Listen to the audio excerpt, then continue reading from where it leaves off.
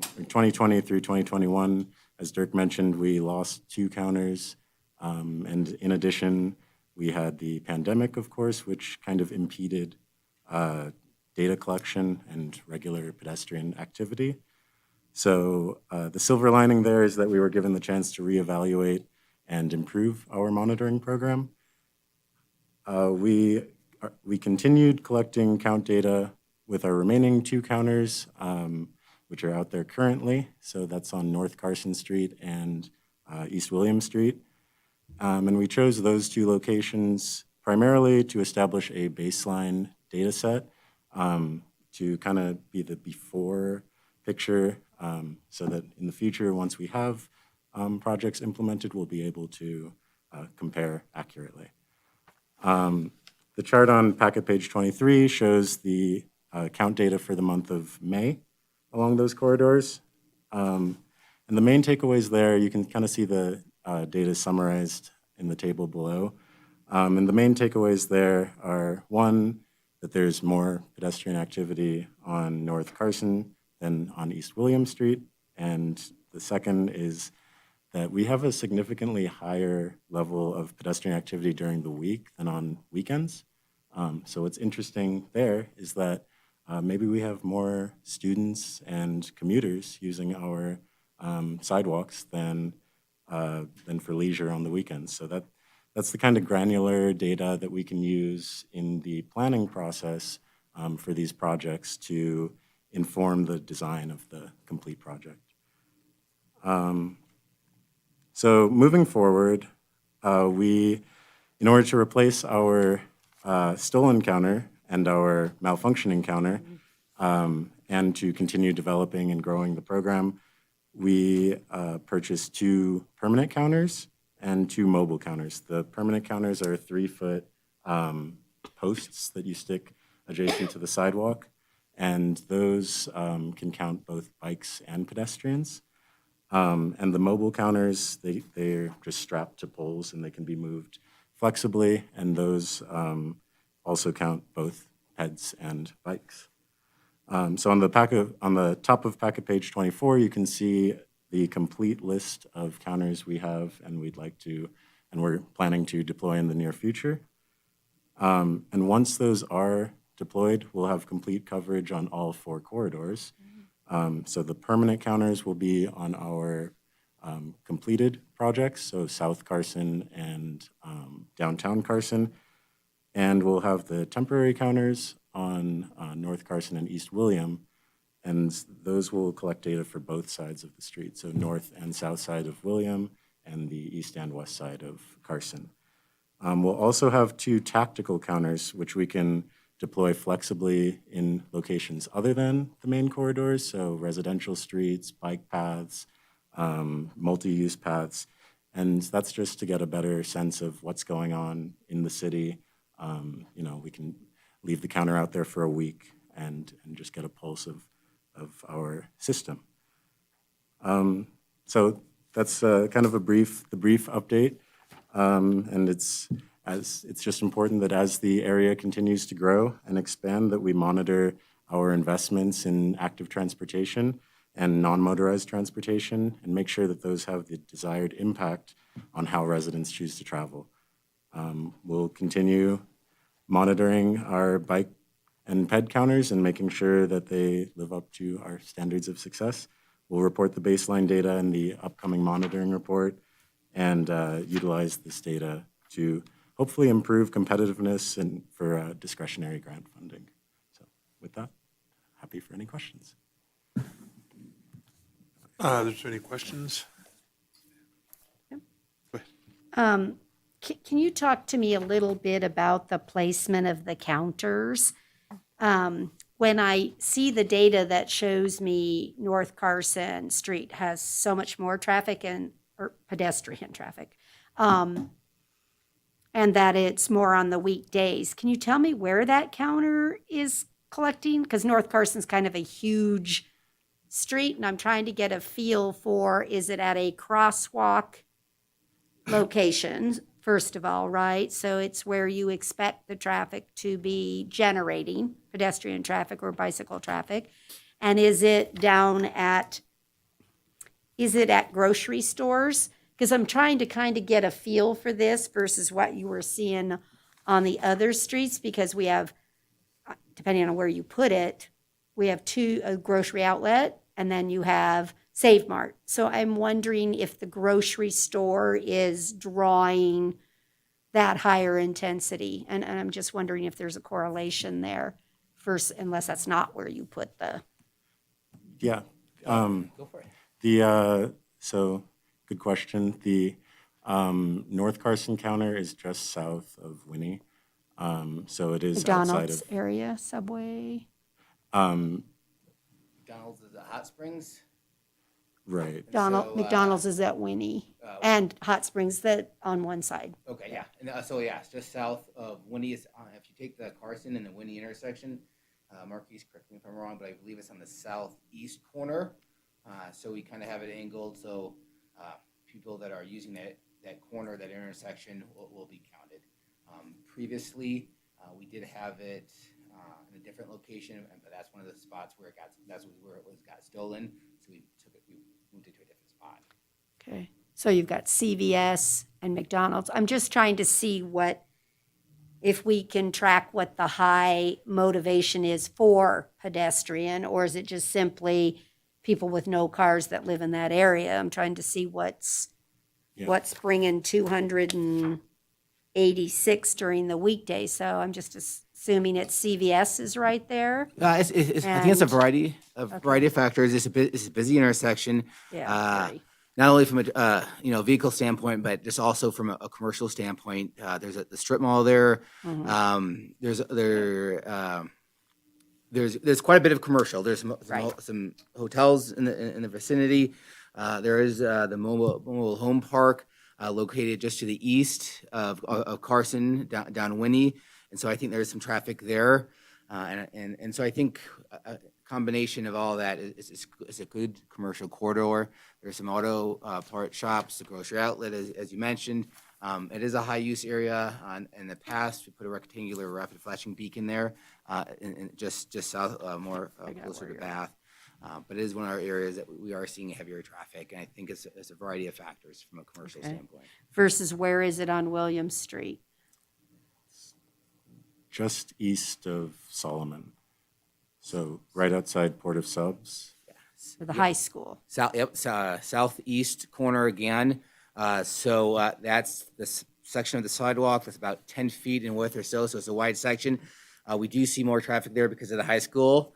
And so we thought that would be a good spot. We have, as you know, just with the kids being there, it's good to understand what's going on at that intersection. So that was why that intersection was included. No, it makes sense to me to put it as at our highest traffic, where we believe our highest pedestrian traffic is. So, yeah, I was surprised that North Carson was so much higher than William Street when I assumed it was the high school, because you can't go there at lunch and see what happens. But Starbucks enjoys the high school traffic.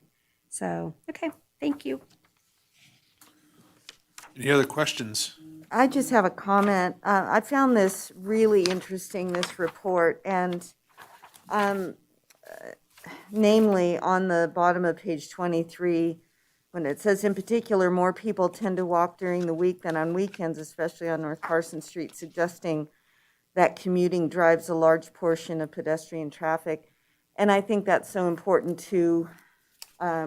for us to continue to be mindful of.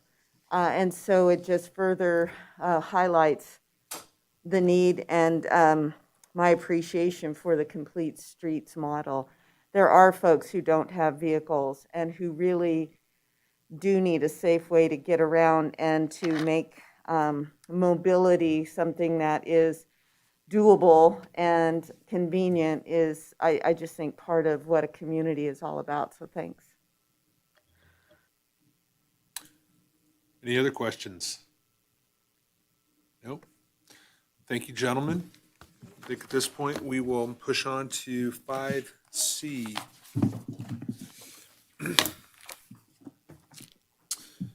All right, this is an informational presentation regarding CAMPO's activities during fiscal year 2021. And this is Lucia. Thank you, Mr. Chair. Lucia Maloney, Transportation Manager. So every year about this time, we like to provide CAMPO with the annual report for CAMPO's activities during fiscal year 2021. You may or may not be aware, CAMPO is funded through reimbursement type funding. So that means that at the end of each quarter, we incur all those expenses, and then at the end of each quarter, we submit a reimbursement request to NDOT to reimburse us for those activities. As part of the requirements for the grant, we also submit a quarterly report, and at the end of each year, we submit an annual report. So what's included here in this exhibit is the fourth quarter report and annual report, and that's pretty standard. I like to provide that for you all. And you can see details I included in the staff report regarding the budget. We did remain overall under budget. We did achieve our scheduled milestones for the most part. We've continued to have some hiccups, I would say, related to financial tracking, and those are things that we've discussed in the past as well. And we're confident that we are going to address those with the grant analyst that we're bringing on staff. I would say that the update of the city's financial software to the Munis system has been really helpful, and I think that's been really successful. And now it's just kind of finalizing and getting that last piece into place. Overall, as we head into fiscal year 22, I do like to speak to the quality of our staff and the amount of work that we do with really a very small team. When we look at the other 3 MPOs in the state, those MPOs are considered what's called a TMA, which is essentially an urban MPO, and so they have some more requirements than we do. But we are responsible for all of the base requirements, and there's a tremendous amount of requirements, and we do them all with a very small team. So I like to acknowledge them and the team here as part of this report, and I'm happy to answer any specific questions, but I won't belabor it unless you'd like to dive into detail. Thank you. Any questions for Lucia? Sandra? Not a question, just a comment. I just want to echo your comments about the quality of your staff and the amount of work you do with limited resources. As you know, we're a partner in this effort, and we try and coordinate as much as possible, but your team is phenomenal, and I appreciate working with you all. Very much so. We're very lucky in Carson City to have such a dedicated team. Yes, we are. Job well done. All right. Any other questions or statements? All right. Thank you, Lucia. All right. So we'll push on to item 6, non-action items. Is there anything you want to address for item 6, Lucia? Got it. Just a brief update on other work program activities. We are in the middle of the Carson City pavement survey, which is funded through CAMPO. That is moving forward, and we do anticipate completing that before the snow flies. There was a little bit of a delay. As you may or may not know, we use really technical and very specific vehicles that drive our roads to collect that information about the pavement condition, and they're taking photos. And so we actually delayed the pavement survey while there was so much smoke in the region, as there was a thought that it would impact those pictures. So we hope to get data collection back going in the next week or so and complete that before the fall. And the other thing I wanted to mention was in regard to,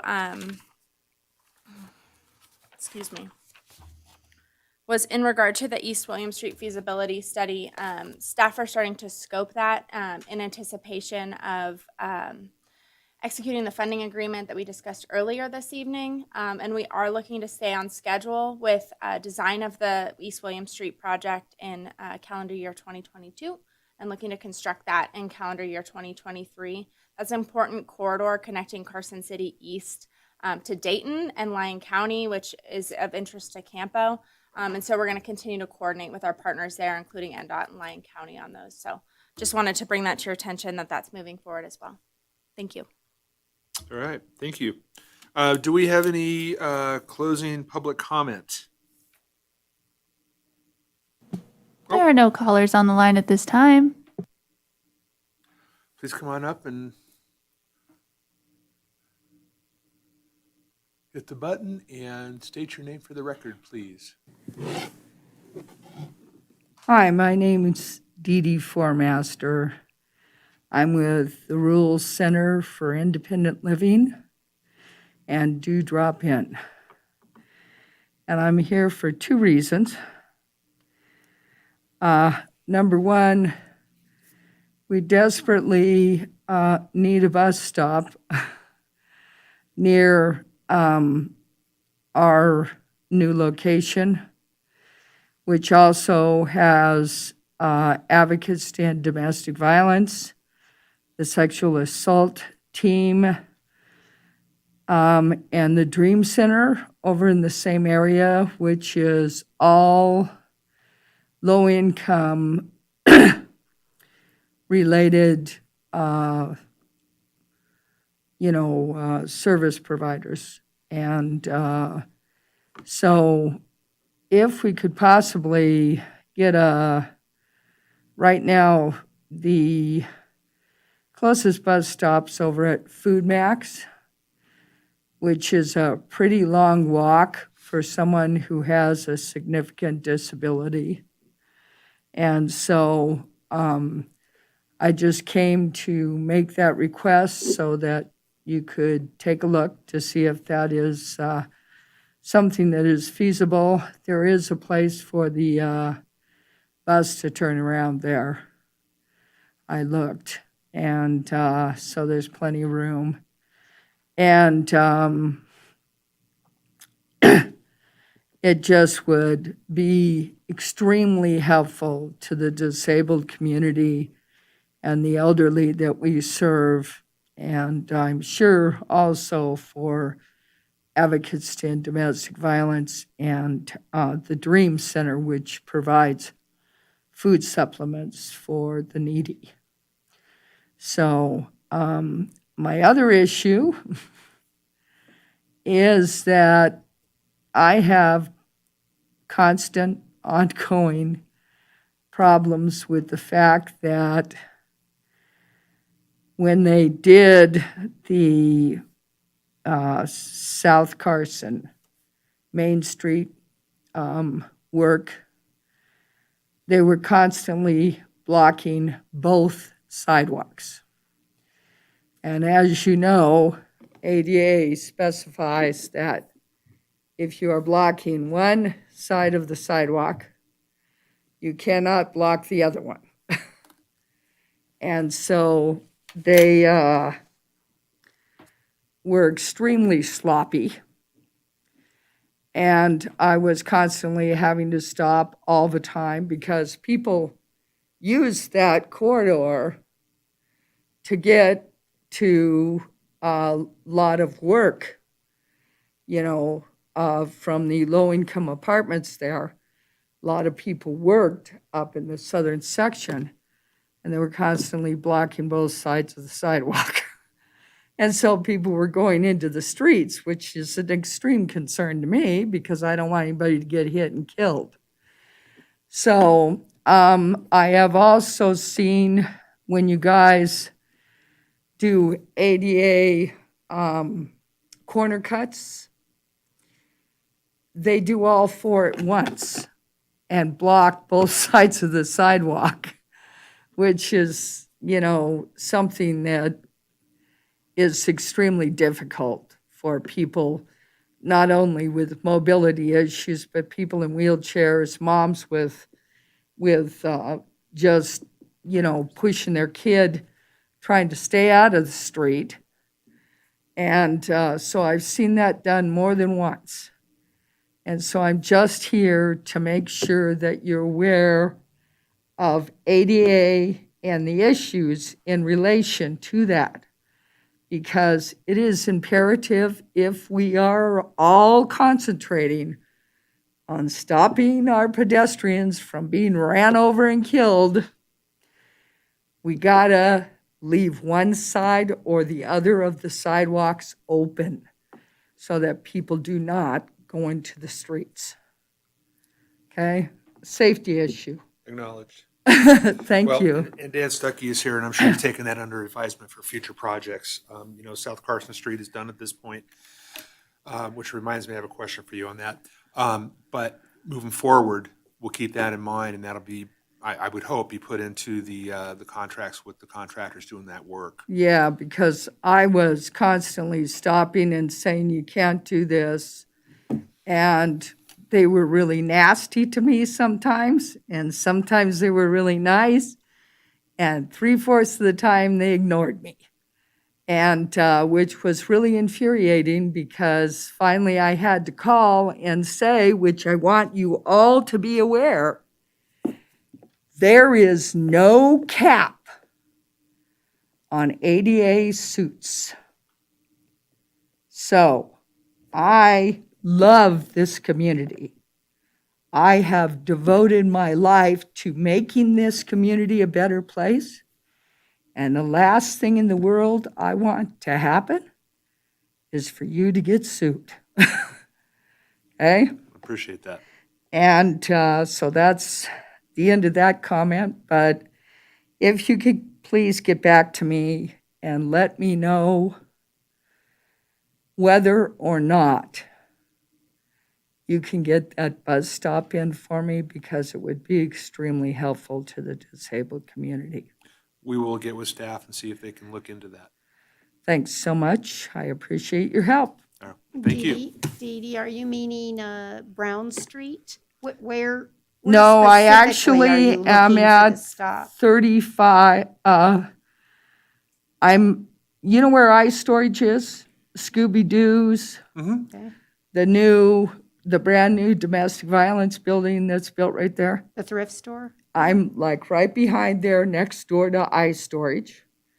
The Dream Center is to the right of me, They're in the eye storage. and they're in the spot here, ice right? storage area there. And that's not close to the Save Mart grocery store? Save Mart, no. Save Mart? Food Max. It's Max quite a ways now? down, actually.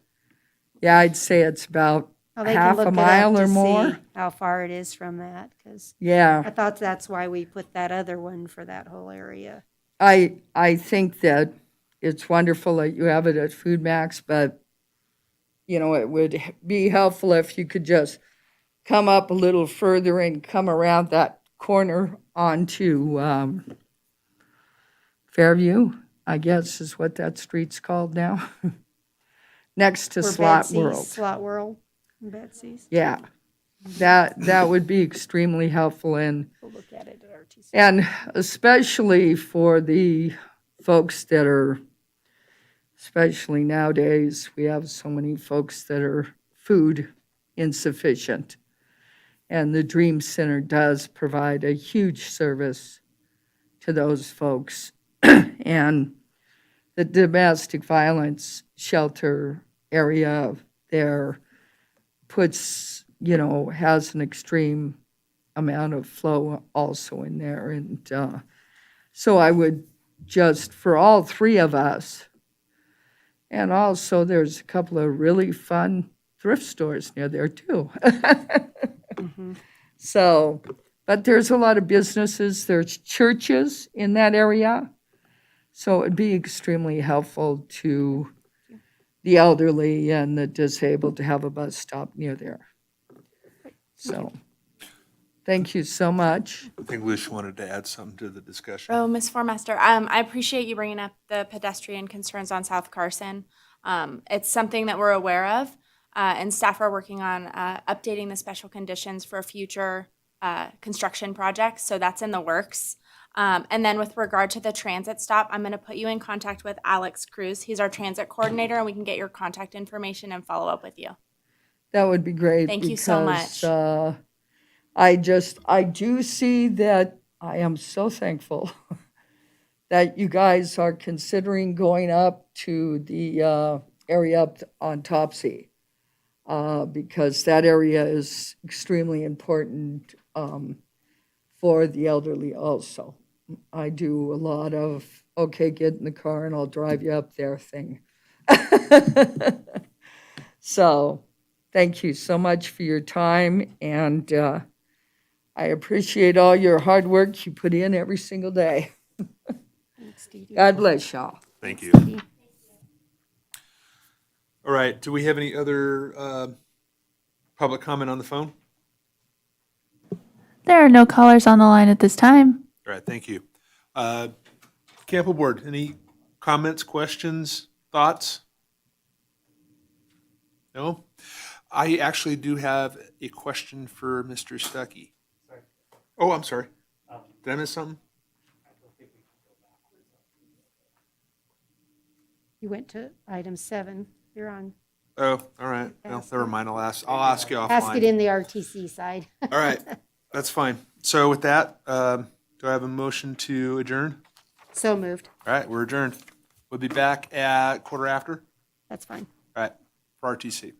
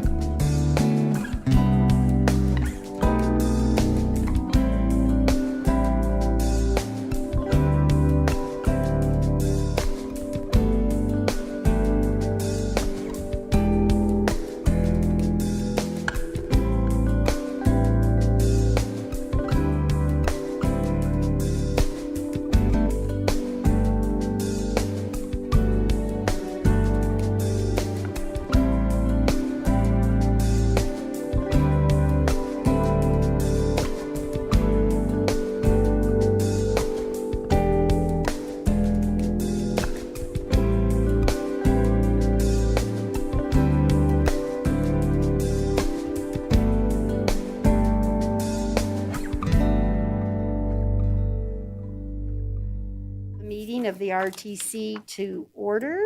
May I have a roll call, please? Chairperson Bagwell. Here.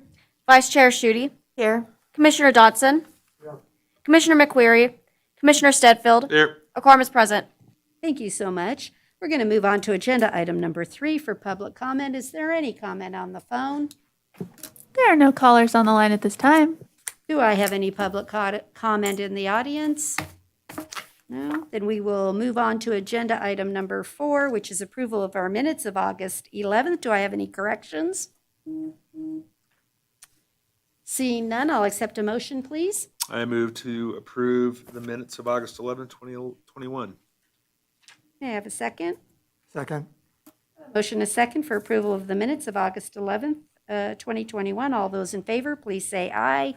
Aye. Any opposed, say no. Motion carried unanimously. Thank you. Going to move on to agenda item 5A, which is discussion and possible action regarding the 2021 jump around route enhancements. Take us through this, please, and welcome. Thank you, Madam Chair. My name is Alex Cruz, Transit Coordinator. So real quick, I want to do a correction for the record. This late material, the PowerPoint, is incorrectly labeled as item 5B. So it should actually say 5A. And then it should also say RTC meeting rather than the CAMPO meeting. Just once again, for the public that may be viewing, it is actually labeled item 5B. For CAMPO meeting, it is 5A for the RTC meeting so that you can follow along with us. Thank you. Thank you. So Jump Around Carson has long been known for making the most of their limited funding, and staff continue to look for ways to improve our JAC service within our limitations. Staff have begun exploring opportunities for fixed route service enhancements that may be implemented within existing operational funding and staffing levels. To that end, staff have created new conceptual route options for JAC as identified in the JAC Transit Development and Coordinated Human Services Plan. The potential route enhancements are designed to maintain JAC Transit service levels at 4 fixed route buses on 60-minute headways. A map of the potential 2021 JAC route enhancements is provided in Exhibit 3, packet page 23. Some highlights include consolidation of routes 2A and 2B into one single route, and the addition of a new route in a previously unserved area in Carson City, which will become a Route 4. Adjustments to Route 1 and Route 3 are made to minimize overlap and better serve popular areas of Carson City, such as North Carson Street, the Walmart Shopping Center at the south end of Carson City, and then overall increased JAC presence on Carson Street as a whole and also William Street. Once our potential enhancements were identified, staff analyzed the impact to the community. Census data of households and populations within a quarter mile to JAC stops was compiled and analyzed for the existing routes and then compared with the potential revised routes. Taking a look at the late material Exhibit 4, which had some methodology corrections from the previous version of Exhibit 4, the potential revised routes would serve an additional 2 square miles of Carson City and are anticipated to serve an additional 620 households, 4,762 residents, and 931 minority individuals. Next, Marquise is going to discuss the outreach efforts that were employed by the staff during this process. Thanks, Alex. Marquise Williams, Transportation Planner. So as part of the outreach for these 2021 JAC route enhancements, staff developed and conducted a 13-question survey of riders to hear their thoughts on the proposed routes. So this presentation will discuss survey methodology, as well as highlight a few of the responses. The full response data can be found in Exhibit 1 of the staff report. So surveys were distributed to residents in a variety of methods. The first was at the Senior Center. We have an annual bus pass sign-up event in late June. And that's where we sign people up in person for the monthly passes. And we were able to distribute surveys at the same time simultaneously with people signing up. And we collected 36 surveys at this event alone. Additionally, staff went out to major bus stops around the city, including the downtown Transfer Plaza and North Walmart, handing out brochures with the new route information as well as with links to the survey. That brochure can be found on packet page 22 for your reference. Staff posted the same brochure with a survey link on bulletin boards throughout the city, including at grocery stores, churches, and city facilities such as here in the community center, the library, and the Jack office. It was also posted online and in print in Carson Now, Facebook, and Nextdoor. In total, we received 88 responses, and the survey was active between June 28th and August 4th. So first, let's take a look at the demographics. We found that the majority of our survey takers were age 55 and up, due in part to the senior center event that we held. So it's important to realize that these survey results strongly reflect then the needs and interests of that demographic. Traditionally, seniors are considered a disadvantaged community group, and therefore they are a group that we really wanted to hear from in a survey such as this.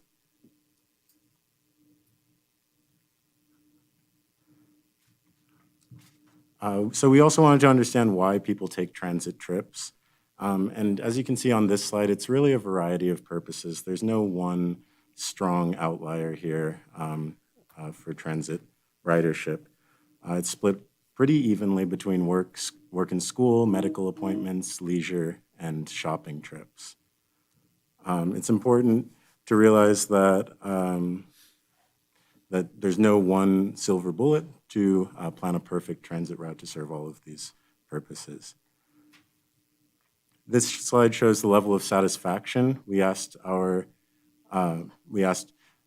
satisfied folks were with our transit system, and you can see that 47% are satisfied and 79% report somewhat satisfied or satisfied. So we're doing a good job, and we look forward to continuing, or folks have reported that we're doing a good job, and we look forward to hopefully improving that with our route enhancements. In this slide, we asked riders to rank the following 3 service improvements: increased frequency of service, route coverage, and bus stop amenities on a scale of 1 to 3 in order of importance to them. As you can see here, route coverage ranks slightly higher than service frequency, with bus stop amenities not at all far behind. It's important to recognize that transit improvements are all a balancing act, and so there's competing rider priorities and expectations for any transit service that we tried to meet. So here we'll dive into some of the individual specific changes, and I know it can be kind of hard to read some of the slides, so please refer to the maps, the before and after maps on packet pages 23 and 24. So in this change, this change is specifically route service to Walmart on Topsy Lane. You can see on the left that we currently serve as far south as Costco. So the proposal would have the bus run slightly south of the Carson City limits to Topsy Lane and hit that Walmart before turning back and heading north. And dropping no other bus stops? It's just adding a stop, but not dropping any stops within that route. Correct. I just want to make sure we're all on the same understanding here. So this was relatively popular, with 60% of respondents saying that they do plan to use these new routes. That's interestingly consistent with what we heard from a 2017 rider survey when we asked folks where they would like to see service expanded. A lot of people, we had a strong response for Topsy Lane. So this is And may I ask the question, in 2017, was the question specific to Topsy? Because or open-ended, that they got to select the area for enhancement? Because it's a vastly different survey question, right? If you ask me, would you like Topsy versus where would you improve service or add service? That's a different question. So was the 2017 also specific to Topsy? Madam Mayor, I'll answer that. The 2017 survey, it was actually organic. That response was provided by the participants. Staff didn't suggest that as an addition. It was suggested by around the same number of participants, and that's one of the reasons why we're looking at it now. Thank you. So the next change is related to Western Nevada College. And currently we serve it with routes 2A and 2B, the loop, the counterclockwise and clockwise loop. Our proposal is to serve it instead with Route 1, a revised Route 1.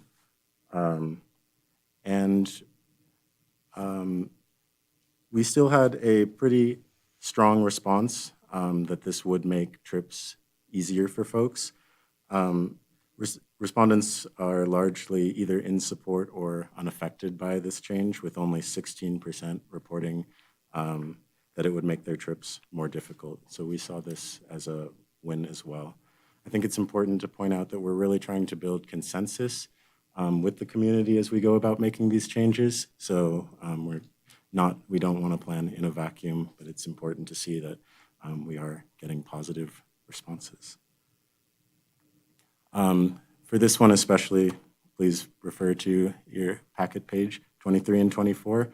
But this is regarding the consolidation of routes 2A and 2B into a single route 2 and using that extra bus that we gain to add service on Solomon. That would be the new Route 4, which you can see on the right in blue.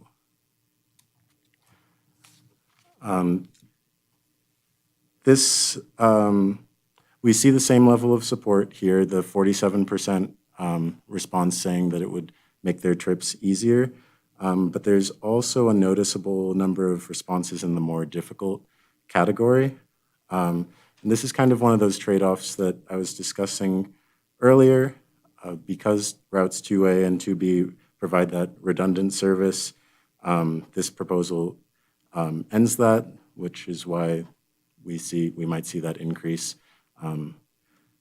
However, it's one of those trade-offs, and we have one of our earlier questions ask about which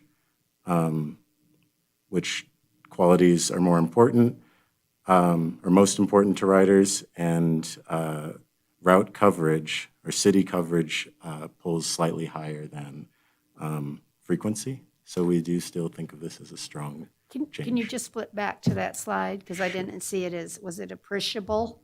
That pretty, I don't see the number per. I mean, like 2 or 3 respondents different, or? So this Because was, you only have 84 people, right, that answered the question? so this was done by ranking. So people were able to put in order from 3 to 1 their importance level, and then that was averaged into a score. So it's a few decimal places higher, and you can see along the line there, it's a bit higher. Okay, thank you. Just didn't see that as significant. Thanks. So in conclusion, here's a map of the new routes. So should the RTC direct staff to pursue the route enhancements, the next steps would include additional public outreach, and any additional refinement of the routes, and then noticing in accordance with federal regulations.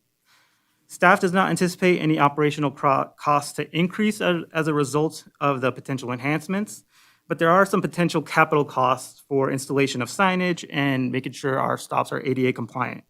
And those have not yet been analyzed. Jack can cover these costs through federal grants, some of which may require a 20% local match. So should RTC direct staff to further pursue these route enhancements, the amount of those capital costs will be assessed, brought back to the RTC in the coming months, for consideration, and then approval alongside approval of the routes. With that, I'd happy to answer any questions as well.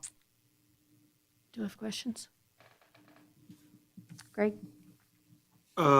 So routes 2A and 2B, what percentage of the overall ridership is that? It seemed to me it'd be pretty important since it's going out to the college.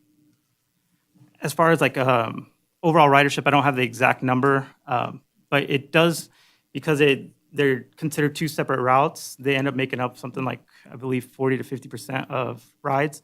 But riders also transfer a lot between Route 2 to Route 1 or Route 3. Sure. So kind of the second part of my question is, putting myself in a college student's shoes, now instead of waiting for the bus to come around every 30 minutes, now I have to wait an hour. And if they're trying to leave class to get to work or whatever, that extra 30 minutes could really be detrimental. Just a thought, Some of the other, retail and stuff like that doesn't make a ton of difference if it's 30 minutes or 60 minutes. But I think the college, that's probably a pretty big issue. Yeah, and we tried to take into account as much as we could. We looked at our ridership, so we took a look at where riders are getting on, the stops, things like that, and we try to use that to guide where we might be putting the routes, or if we felt like this is something that we could adjust or not. Unfortunately, the WNC doesn't have as much ridership as some of the other stops nearby, so that's why we felt like we could probably service it with once an hour compared to the two times an hour that it is at right now. Okay, fair enough. Is that, so I question though, whether the ridership using Western Nevada College, considering, I don't want to say it was closed, but during COVID, they actually weren't having classes and things. So I don't know that it's a good comparative opportunity to say, close that route down or extend it to a 1 hour stop, because when I look at the survey, and that's really what interested me, was to say that 25% of the users of that particular route said it was going to make it more difficult for them. So it wasn't a small percentage. And then you had, 39% or something that said they don't use it, so it wasn't applicable to them. Yeah. 45. I'm worried when you see that, because again, I think the college is just coming now back into full swing, that people have classes to take. And what did we do with Western Nevada College? Did we lengthen one of the times, the hours or something? I know we've already done an adjustment to that route somewhere in this last few years. I can't remember what our was it the hour? How late we would go because they were getting out of school? Yes, that's ringing my bell. And so have we let it have a chance to sink in yet to know whether we made a good decision there? So as far as the ridership numbers went, what we try to do is we try to use pre-COVID numbers for the stops. We did look at the stops during COVID, but they tended to skew a little bit differently just because we knew a lot of businesses were shut down, things like that. So when we were looking at the ridership data for the stops, we looked at 2019 and back. And that's kind of what we used to model for the most part, because that's when everything was kind of running and going as well. But when did we add the time? So Western Nevada, I believe, we always stop there once a route on 2A and 2B. The thing that changed was that we did get rid of the taxi voucher service that used to be from Western Nevada. You had until about 10 or 11 p.m., I believe, to use the taxi cab service, and then you would only pay the same price as, I believe it was just the same price as a fare, and the taxi would take you to your house compared to Jack. And that was because it was to make up for that, since Jack's service stops running at 7:30 and the college is open a little bit later, was to try to catch up for those riders. But there were a lot of different issues with that, the taxi voucher program, and that's why that was ended. Yeah, I think weren't we trying to capture something for the students?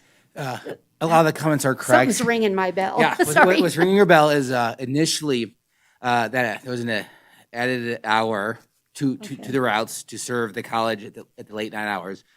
and that was a bus. We were using a paratransit bus. The budget, it wasn't working out from a financial standpoint. So we did that. I want to say we did that for about a year, maybe 2 years, and that's when we switched over to the taxi voucher. In both cases, that late night scenario wasn't getting a high volume. Whether it was a bus, which I did ride 1 or 2 times just for an experience, or the taxi voucher. In both times, both programs which have gone away were low use programs. And so I think that's kind of some of the history of that service that I'm aware of. Okay. Again, I just want to make sure we're not eliminating one whole sector that we're trying to serve with this.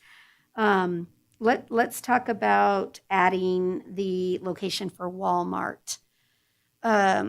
We've heard that, yes, people would like to add Walmart, and you've indicated that you don't think there's really a financial impact. But how do we not see that as an impact, because it expands our quarter mile that we have to provide paratransit service, which then means, so does that end up grabbing residents in Douglas County that we would now have to provide paratransit services to? Yeah, that's correct. One of the things that we've been hearing a lot is that there are a lot of riders in that area that want to come into Carson City for medical appointments, things like that, but we're just too far out. So this does increase it by, I believe, about a quarter of a mile or so through that extension. So it will expand a little bit, and we do plan for our Jack paratransit, the Jack Assist system, to have more riders. But it's something that we're kind of prepared for, and our contractor is aware of. So we're hoping that by bringing in more riders, it's just we're increasing our awareness of Jack Assist. How is that not a fiscal impact? So I don't understand. If I'm doing 100 Jack Assists a day, and what do you anticipate? Is it this changes it to 200 because it's going to expand it both ways, like you said? How does that not provide a fiscal impact that I need another Jack Assist driver and another Jack Assist bus? I guess at the moment, we assume that it will be within our staffing levels that we currently already have. So we do run, we've been planning for a Jack Assist system to be increasing, and we should have at least 5 Jack Assist routes running a day. We're kind of getting back to around that number right now. So we're hoping that with that, the increase still falls within those buses. Those buses aren't completely full at all times, so our drivers are still on hand, and so they would just now have a few more riders to pick up in that area. And then what is the opportunity, since those will be Douglas County residents? Currently, the Carson City residents are subsidizing Jack. There isn't any, there's no nice way to say it, it's the reality. I don't think there's any public transit system that isn't subsidized. And I'm not saying it's good or bad, I'm just indicating that's the reality of it. So what is the opportunity to have Douglas County at least participate in the Jack Assist portion, because we're now going to be responsible for their residents because they'll be within the quarter mile thing. So is there an opportunity to, if we're going to pursue this, to actually open up a dialogue with them about them helping pay for the Jack Assists that are the Douglas County residents? Vice versa. Is there- Absolutely, Madam Mayor. That's a discussion that we can certainly have with them. Okay, because I need it to be important that everyone realizes we're trying to help the residents of both counties in this case, right? Get ours to up there that will actually do shopping and produce sales tax in theirs, and then their residents could come into our community and also receive medical services and shopping. But I just am concerned about subsidies and making sure that I'm not expanding the Carson City budget from $400,000 a year for Jack general fund support, and now I'm going to make this adjustment, and you're going to come and tell me I need to give you $500,000. I just need to be clear with what we're doing, so I don't mind pursuing it and looking at it, but I really need to see the projections that go with all of that, if that makes sense. Alex, I was just wondering, on the existing route map, a lot of the arterials, the primary roads, South Carson, North Carson, US 50, a lot of that doesn't have jack coverage at the present time. And I'm assuming that that's because of the difficulty with these higher speed roadways, having a bus pull-off. Is that the rationale there?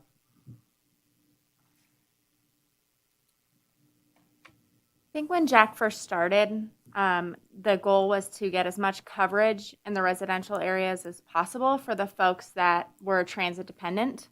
At this time, as Carson City has grown and evolved, we see a potential benefit to connecting those residential areas to our commercial areas. We've heard that from the writers. We see that on the maps. And so we're trying to balance those two needs, right, and connect those users to those destinations. Well, and certainly the coverage of the number of dwelling units, is impressive with this thought-out plan. And I know that, like on the South Carson project, it looks like there are provisions for bus pullouts there. So I was just wondering, the timing, there wouldn't be any concern with some of these segments not having yet been addressed in a complete street format. That wouldn't have any effect on your proposal for these bus stops? Yeah, that's correct. Yeah. So South Carson does have a couple pullouts already kind of built in. On North Carson, I believe the speed limit's something like 45, 55 at a couple areas, and we do go up that way when we're heading up to Carson Tahoe Medical, and we haven't had any issues so far. And then the increase onto William Street, the big thing is we try to focus on areas that we can kind of pull out safely, which I think we've identified a few spots that would help. And then any upcoming William Street projects, we would try to work together to see if there's an opportunity for Jack to kind of safely work their way in there as well. Yeah, it seems to me that that safety of those stops when they're out in a higher speed travel lane is an issue. I observed the one on College Parkway, for example, just east of Carson Street. And there's a bus stop there, and there are 2 lanes there in the eastbound direction. But people race from that light when they get it. Mm-hmm. There's a bus stop there, and then there's a crosswalk at Northridge, which I kind of cringe when I see people trying to get around the bus, speed up to get around the bus, and have that situation. So I know it's a balancing act, but I think it's something that needs to be looked at for the future stops. Yeah, thank you. And we'll definitely look into that as well, just to make sure that our stops are very safe. Ms. Schutte?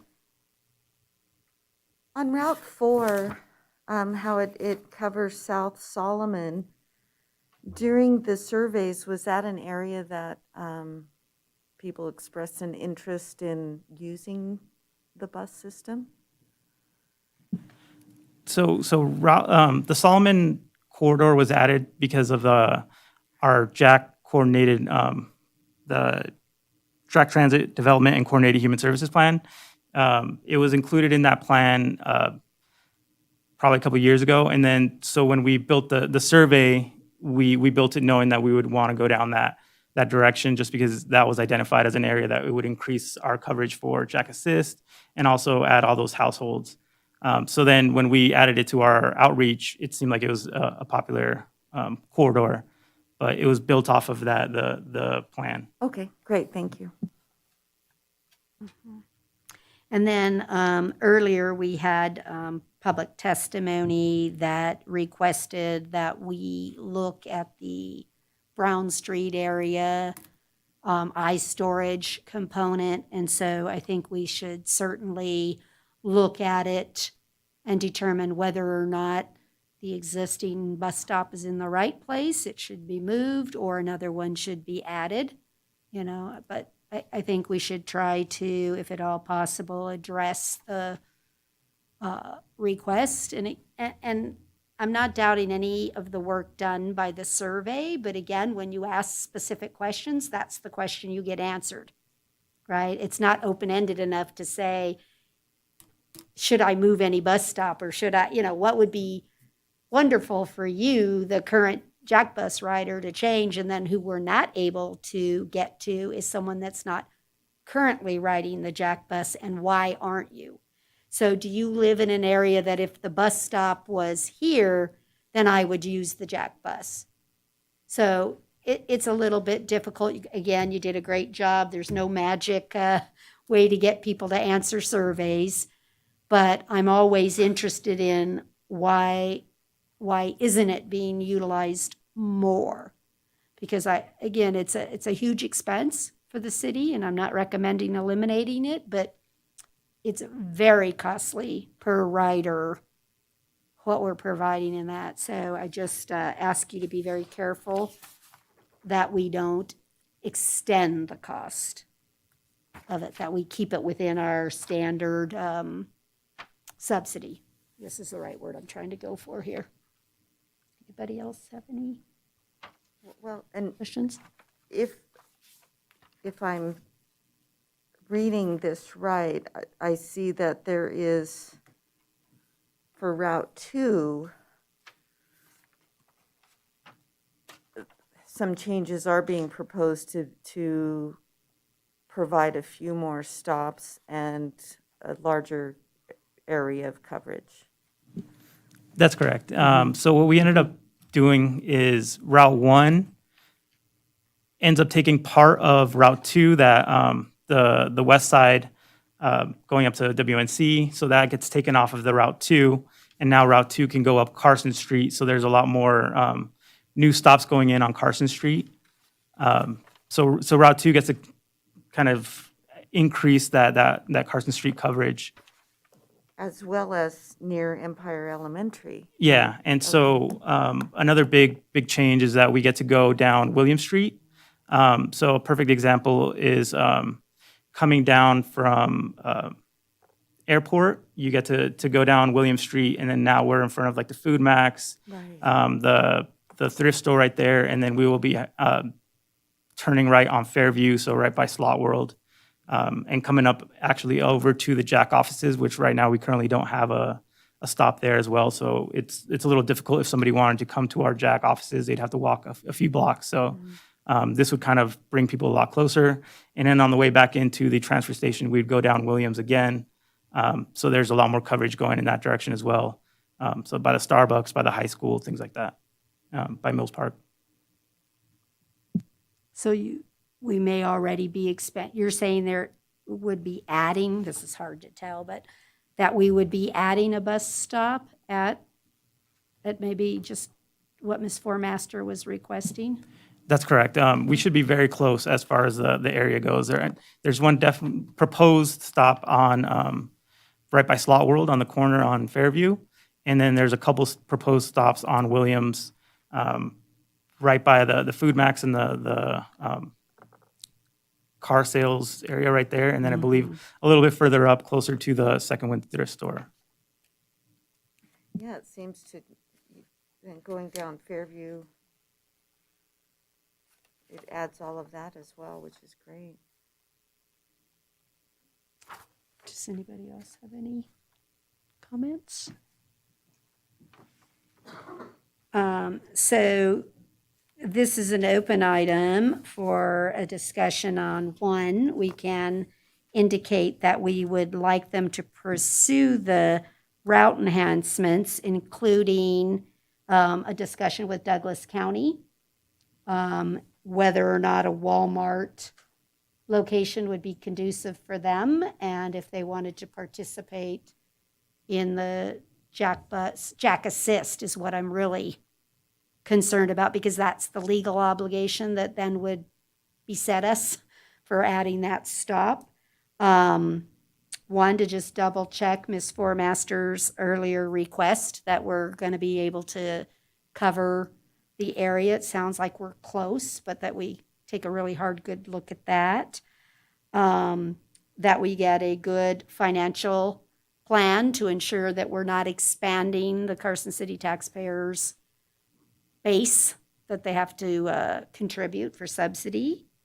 What else, is anything else we had that we wanted? Oh, that we were gonna review and just double check that these were in the plans for the East William corridor and the North Carson corridors, that we're conscientious of the potential pullouts for bus stops on those when we're doing them.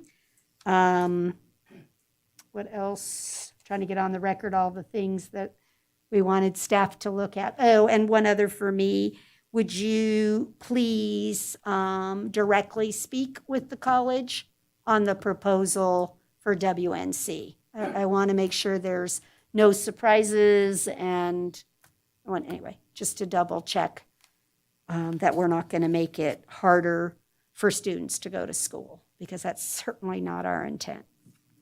Did anybody have anything else we want them to pursue? Okay. Craig, is that a motion for pursuit, what we just discussed?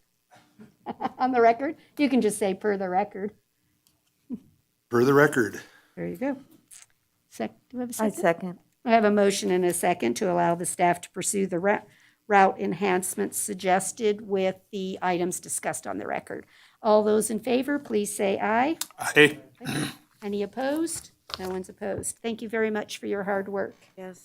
A lot of work. We're going to move on to agenda item 5B for possible action, discussion and action regarding a community development block grant application by Public Works for $280,000. Ms. Schutte, may I have your disclosure, please? Yes, thank you. NRS 281A.420 requires me to disclose a conflict of interest and abstain from voting when I have a disqualifying conflict. My nephew is Chris Martinovich, who is employed by Carson City and will be presenting this item. Chris and I are not receiving compensation of any kind directly related to this item or project and are not affected by this item differently from any other resident of Carson City. NRS 281A.420 only requires abstention in clear cases, and I do not believe that the independence of my judgment is materially affected by my familial relationship. Therefore, I do not have a disqualifying conflict and will be voting on this matter. Thank you, Ms. Schutte. I appreciate that. Okay, Chris, you take us through this item, please. Thank you, Madam Chair. Chris Martinovich, Transportation Traffic Engineer. I don't have a lot, particularly on item 5B regarding Desatoya. This was a same grant application that we made last year for the CDBG Community Development Block Grant Program for 2021. We were unsuccessful in this particular project being awarded any funds. We were awarded funds last fiscal year for Colorado Street. So we thought we'd give this one another shot here on Desatoya. The project in general is to make curb ramp ADA enhancements at a couple of intersections along Desatoya Drive where there are existing stop signs. This would improve pedestrian safety, improve pedestrian visibility, and make some upgrades to areas where there is no ADA access at all. This area is also served by Jack Transit and is near Empire Elementary, where there's been safe routes to school improvements identified.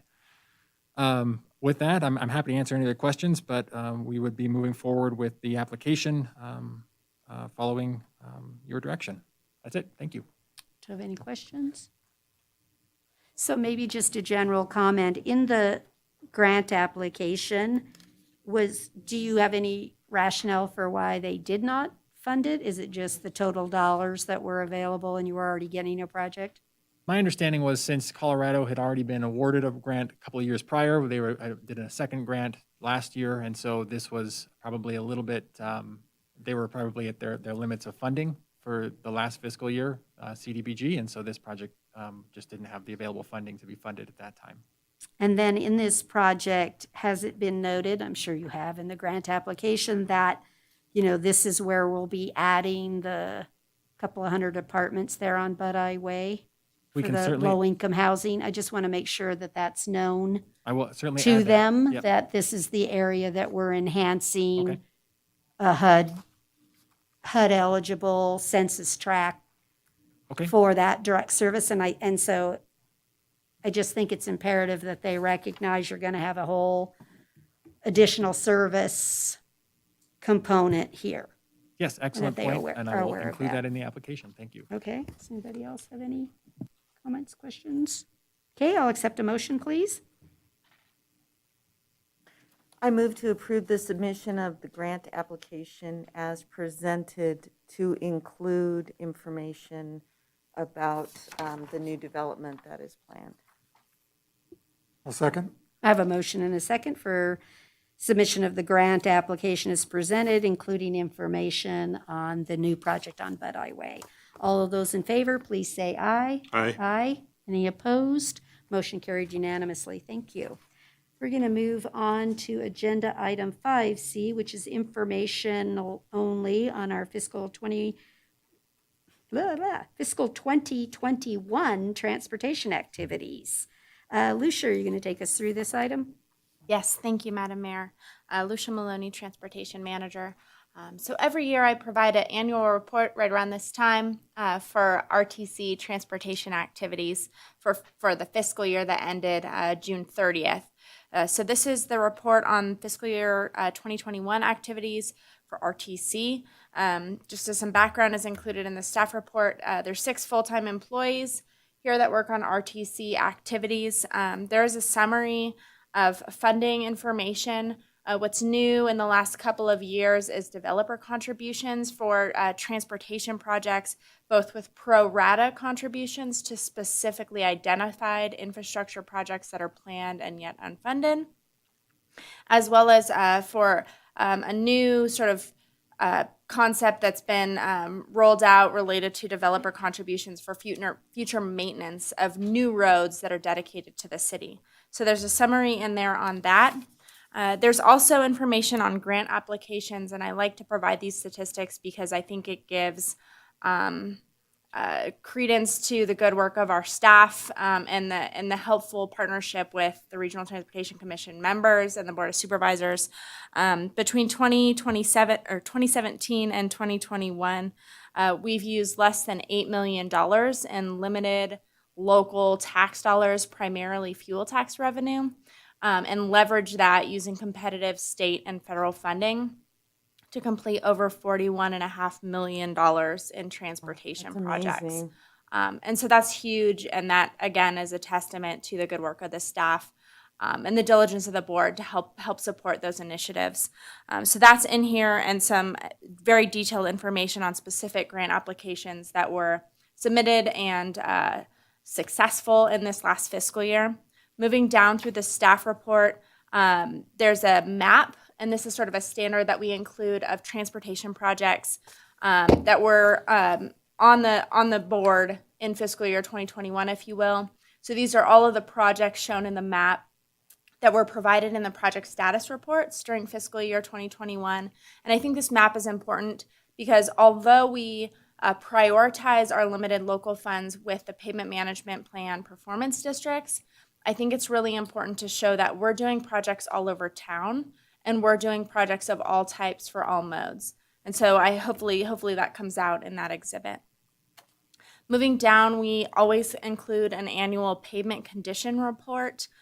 This PCR report card has been added for 2021.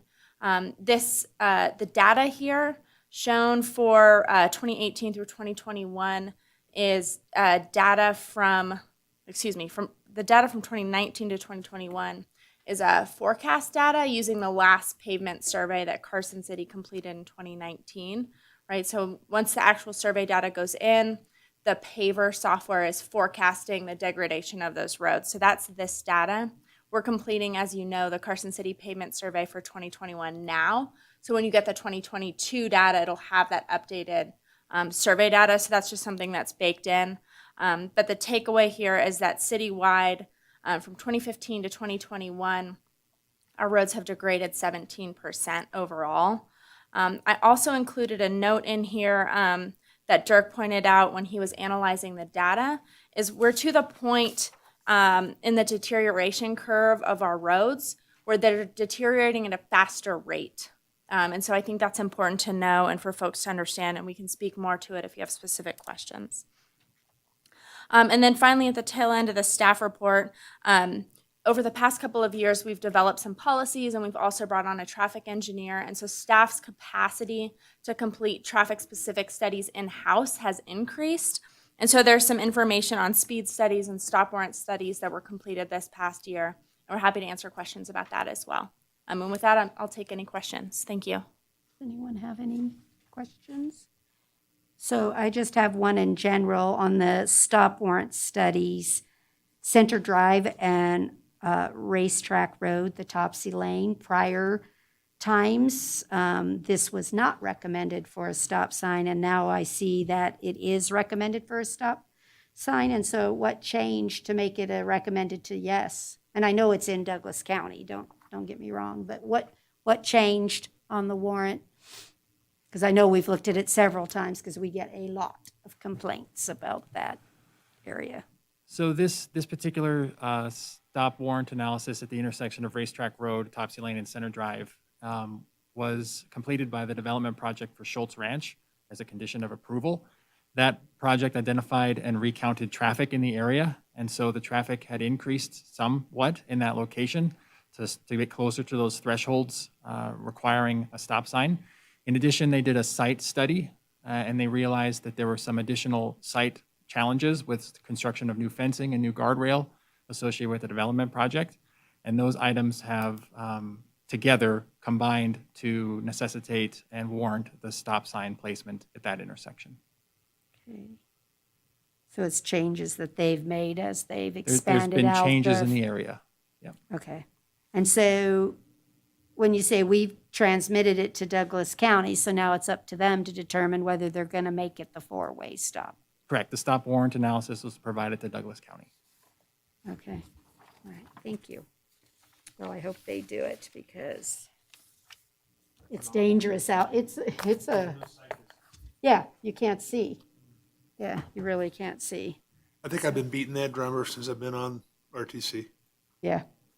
So that's why I said, because previously we had said no. And so I'm like, okay, what has changed? We already thought it was bad when you guys said no. So I'm like, I'm hoping Douglas County will take the good work that we did for them and put the stop signs in to bring safety out there. Okay, does anyone else have any question or comment? Mr. Dodson? Lucia, just a couple quick ones. First of all, as a new member, I'm really impressed with what you're able to do with all the various pots of money and how you manipulate those to get the biggest bang for the buck. So very impressed with the work that you're doing. And pavement is one of my hot buttons, and I was pleased to hear your comment about the waiting for the new survey, because I guess my fear impression is that the roads are, when those numbers come in, it's even going to show further degradation. So it'd be interesting to see, what the forecasting, how that compares with this new data. But overall, fantastic work by everybody. Ms. Maloney? Thank you, Commissioner Dodson. And again, it's a testament to the team. Our staff are really talented and really incredible. Without getting too dorky on you, as you probably know with that paver software, so there's assumptions built in, right, on the rate of degradation, and that's based on a number of factors, including the subbase and the base of the roads. And so over time, as we do more and more surveys, that helps us make the assumptions baked into the model more robust. So it will be really interesting to see, and staff will report back once that study's done. Can I just understand that a little bit more clear? You're saying that assumptions are already built into the programming, but that assumes it's going to degrade 2% per year or something like that. You're saying then you have actual results, and you can maybe find out if it's really 3% or it's 1.5%. That's right. Okay. So each time you survey, it sort of validates your assumptions, and we can adjust it a little bit to make it match what's really on the ground. Okay.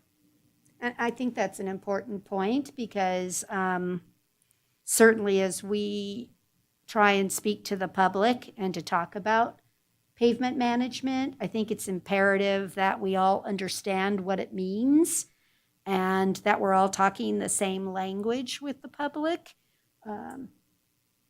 To me, it's very important to understand what opportunities we have to add funding or not add funding, and I just want to make sure we're all communicating those answers correctly, and so that when someone says, oh, you don't have a perfect science, it's no, it's not a perfect science, but we certainly now have 5 and 6 years worth of data that is giving us actual degradation of the road system. And so I just want that clearly on the record. I don't want anyone to think we manipulate the data to get a specific result. So that's what's important to me. So thank you for that. And I can provide an clarification. example, Madam Mayor. So there's some roads, if you think about southeast Carson City, Gentry over there in southeast, some of those old Ormsby County roads where we have them in our database and we don't know exactly when they may have been constructed, right? And so there's some assumptions built into the model about typical road degradation in our region. But that road, Gentry, it may degrade slower, maybe due to the soils or the slope, than say something steeper, maybe Conestoga or up there by Gonai where it's on a hill, where maybe that's degrading faster or slower. That's just as an example. So each time we survey the rates for each of those individual roads, we'll get that validation and adjust. So Good example. Thank you. All right, nobody else any further? Then we're going to move on to agenda item 6A. Do we have a transportation manager report? no item specific, Madam Mayor, but I did want to note we do have a project status report this evening, and Chris Martinovich is happy to provide that for you. Okay. So we'll go to 6B on the agenda. Mr. Martinovich, we have. I'll Okay. take the street 6B operations is- report. 6B is provided in the packet for June activities of 2021. This is pretty standard for June activities. It's very warm. We're doing some weed abatement, sidewalk and flat work, ditch clearing, those type of warm weather activities, and we can answer any questions you might have. And we had July too, June and July. Excuse me, yes, July 2. That's okay. Anybody have any questions on the June or July reports? No? Thank you so very much for that. Then we'll move on to 6C and we'll take us through the report. Yes, I'd be happy to. Chris Martinovich, Transportation Traffic Engineer. Just walk through a few of these projects here in our project status report update. The first one here is South Carson Street Complete Streets Project. Again, this project has been waiting for materials, particularly electrical materials, to be delivered.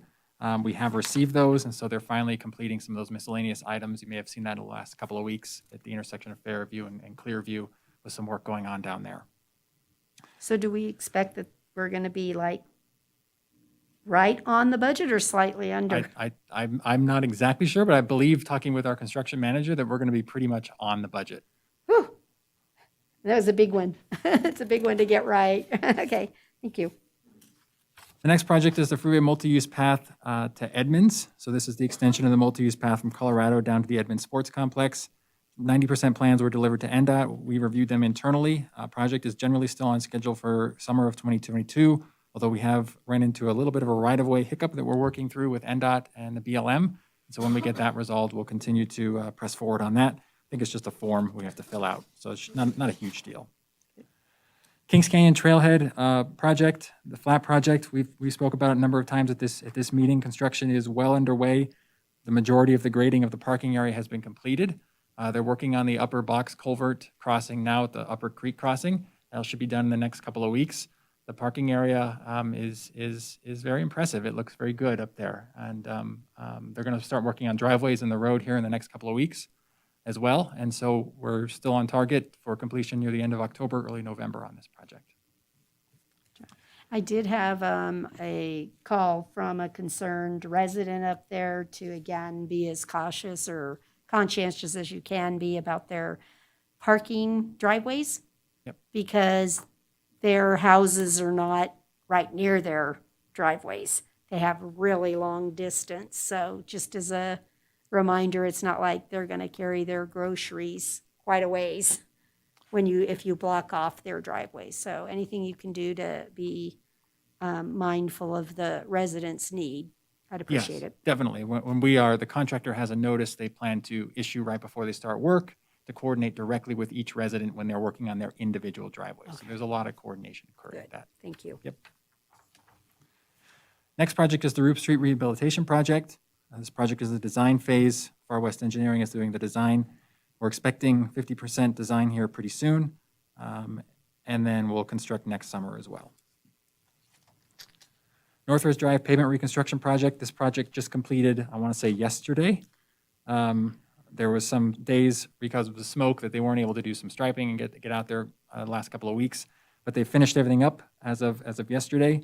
Project looks good. We're doing some punch list items and cleanup work remains. The project is anticipated to come in a little bit under the budget on this. District 2 Long Street project. This one has been started. They're working on, I believe, water line first. They're also working on storm drain in the area of Rand Avenue.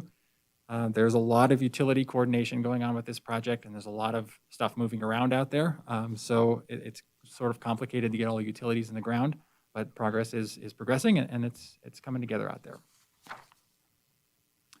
Robinson Area Sewer Replacement Project. The project was awarded to Aspen Developers.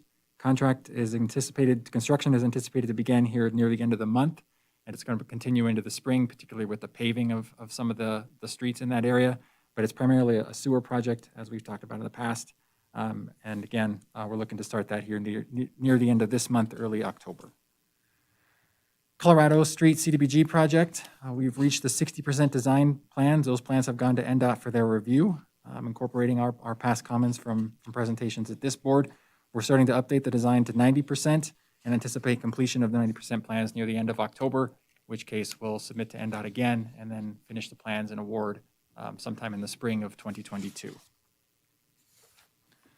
The Deer Run Road Pavement Preservation Project and the Clear Creek Road Pavement Preservation Project, they've done pavement patching on these streets. However, it's the same contractor and they kind of want to do them at the same time. They were delayed a little bit with some of the evacuations related to Fuji Park. And so we're kind of waiting for that to kind of clear out before we get back in that Clear Creek area. And then we'll kind of do those together at sort of one time in a couple of weeks is what we're anticipating. The District 3 Center Drive Reconstruction Project, we have received the 50% design from our design consultant, NCE. So we're currently reviewing that. Again, we plan, like Roop Street, to have design near the end of the year for construction spring and summer of 2022. Two more projects. 2021 School Zone Project. We've received all of our polls. We got them last Wednesday, so that's a good thing. I did get notice that one of our pallets that we're waiting for with some additional signalized equipment and battery boxes and things to power our flashing beacons has been delayed. I do know that it's finally been shipped, but I don't know exactly how long it's going to take to ship. Usually they've been about a week. So when we get that in, we can finally get that going. But it's just been shipping delays related to that project, material procurement issues.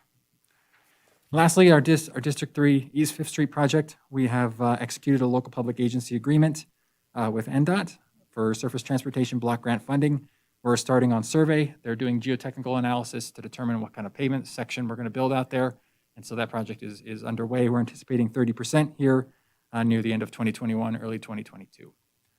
So that's where we are on that. I'm happy to answer any questions on these or other projects. Thank you. Does anyone have any questions? For having no money, we're doing pretty darn good. Thank you for a good presentation. Thank you. How about any internal communications, administrative matters, any staff or committee member updates? Everybody good? Ms. Schutte? I'm just hopeful for the stop sign on Topsy and Racetrack. I've received correspondence as well, and just the concern for that. And I've shared that with Douglas County, and so hopefully that'll pan out. The biggest thing is to remind those the problem is the residents are on our side, but the street is on their side, but to go ahead and call Douglas County commissioners and stuff and kind of help, tell them. It's kind of like our Lyon County issue that we had with someone that was interfering with theirs, and so we have to be good neighbors to one another, but definitely hope that goes through. Any additional staff comments anyone needs to make? We're good? Okay, is there any public comment on the phone? There are no callers on the line at this time. Thank you. Any final public comment here in the room? Come on up.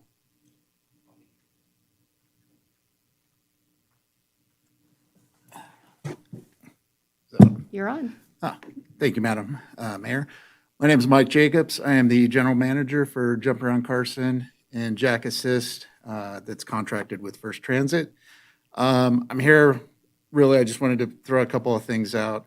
I have a younger brother that rides paratransit up in Oregon, and that's how I started out in this industry. So paratransit's very important to me personally, and I wanted to let you know that we do get a lot of calls at the Jack Assist office for folks that want to go to Walmart, want to go to Target. So the extension of Route 3 down to Topsy, while it will extend the boundaries, it will also benefit the residents of Carson that are using this program already. Okay, there's a lot of folks that want to go there. There's a lot that can't get there right now because they're not on Jack Assist. They only ride the fixed route. So I look at that as a very positive, and they have also shopping opportunities in that other end of the Home Depot, Target, and what have you in that area. So yes, we would expand the customers. Unfortunately, I can't tell you personally because I wasn't here more than a year ago. We're at about twice the Jack Assist rides that we were doing when I started here last August. So would you see a 200 people? I don't think so, but I can't, tell you that in black and white. But I do know that the Walmart run is one of the biggest things that people bring up to me. I do go out and drive routes on occasion, and that is one of the biggest things that people ask me. When are you going to go to Walmart? When are you going to go to Walmart? When are you going to go to Topsy? So that is, even with the survey, I can tell you, and I could bring in a bunch of drivers that would tell you, I get asked that once a week, a couple times a month. They want to know, hey, when are you guys going to go to Walmart? When are you going to go to Topsy? And as far as the university stops, I believe part of your tracking is there's a apartment complex there, University Heights, and we have a lot of people that ride there. And a lot of phone calls come in, and their questions are, hey, what time is the 2A coming, or what time is the 2B coming? And literally, they're just trying to figure out which bus they can jump on and get the shortest ride home. So, we don't do a lot of rides at the college after dark.